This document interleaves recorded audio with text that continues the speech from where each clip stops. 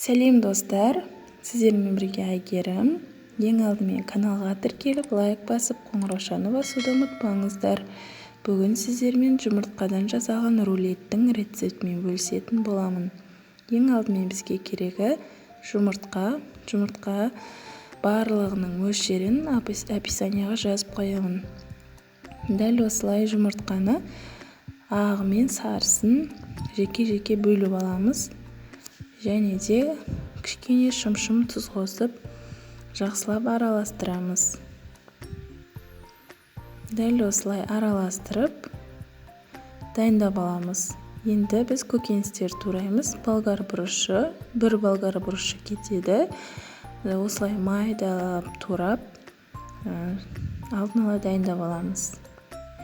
Енді көк пиязымызды тураймыз.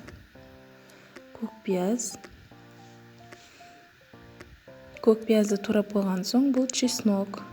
Енді чеснокты осылай майдалап турап шығамыз.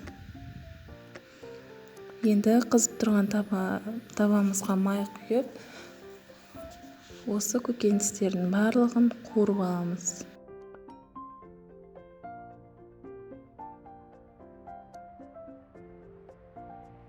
Көкөністеріміздің барлығын қуырып жатқанда осылай жиі қозғап тұрыңыздар. Енді дәміне қарай тұз саламыз, қара бұрыш саламыз.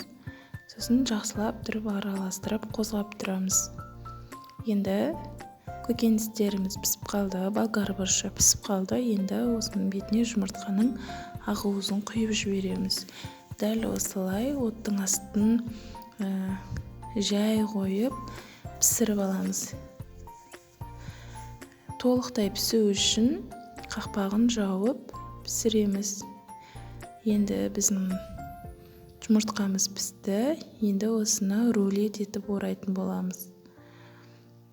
Асықпай ораңыздар, өйткені жыртылып кетуі мүмкін. Сондықтан асықпай ораған жақсы.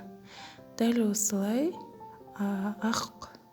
ақуызына араласқан көкөністердің барлығын рулет етіп ораймыз.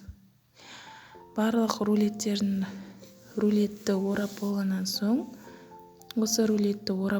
соң, енді жанына сары уызын құйып, тағы да осына сыртын орайтын боламыз.